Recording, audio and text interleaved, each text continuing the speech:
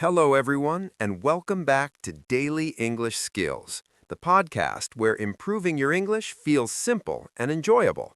I'm Mr. P.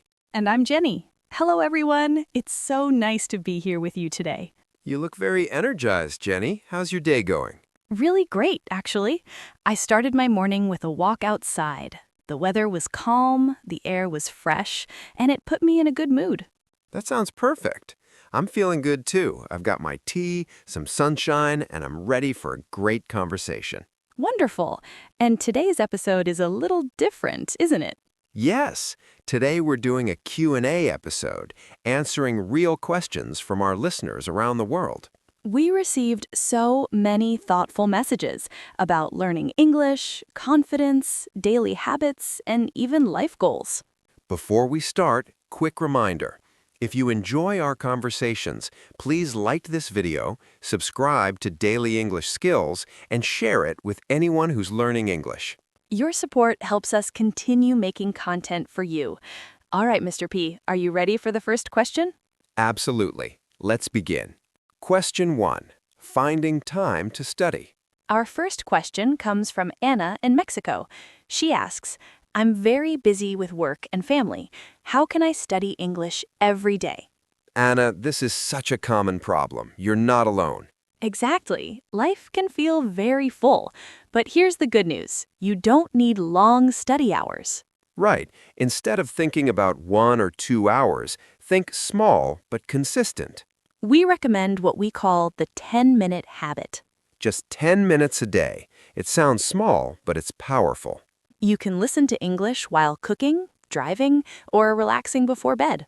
Even reading one short paragraph or thinking in English while brushing your teeth helps. 10 minutes every day is much better than one long study session once a week. Consistency is the real secret. You're doing great. Keep going. Question 2. Speaking without fear. Our next question is from Hiro in Japan. Hiro says, I know many words, but when I speak, I feel nervous and forget everything. Hiro, this happens to so many learners. Feeling nervous doesn't mean you're bad at English. It means you care.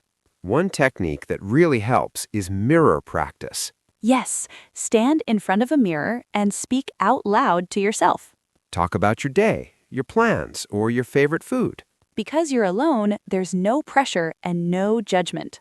If you forget a word, that's okay. Use a simpler word or keep going. Fluency grows from practice, not perfection. Simple sentences are strong sentences. Communication matters most. Question 3. Saving money for goals. Our third question comes from Maria in Italy. She asks, I want to save money for travel, but I spend too much on small things. Maria, this is all about understanding needs versus wants. Ask yourself, do I really need this, or do I just want it right now? One fun idea is creating a goal jar. Put a photo of your dream trip on it, a city, a beach, or a landmark. Every time you skip a small unnecessary purchase, put that money in the jar. You stop thinking, I'm giving something up, and start thinking, I'm moving closer to my dream. Small steps make big results. You can do this, Maria. Question 4. Understanding fast English. Next, we have David from France. David asks, how can I understand English speakers who talk very fast? Great question. Fast English can sound like one long word. Instead of listening to every word, listen for the important words. Nouns and verbs usually carry the meaning. Also, try active listening. Short audio, repeated several times. First, listen for general meaning. Then, listen again for details. Watching videos with English subtitles can help your ears and eyes work together. Don't worry about understanding everything. Progress comes step by step. Question 5. Making friends in a new city. Our final question is from Elena in Brazil. She says, I'm moving to a new city for work. How can I make friends and practice English? Moving can feel scary, but it's also a great opportunity. Join groups related to your interests: cooking, sports, photography, or language exchange. Activities give you natural conversation starters. Simple questions like, is this okay? Or do you like this? Are perfect. Smile, be kind, and give small compliments. People respond warmly. And remember, courage grows every time you try. Recap of today's key ideas. Let's quickly review today's key ideas. 10 minutes a day is enough to build strong habits. Practice speaking in safe spaces, like the mirror. Save for goals by focusing on wants versus needs. Listen for meaning, not perfection. And connect with people through shared interests. Thank you so much for joining us today. We love reading your questions and comments.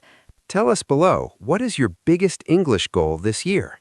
And don't forget to like, subscribe, and share Daily English Skills. See you in the next episode. Bye for now. Keep learning and keep smiling.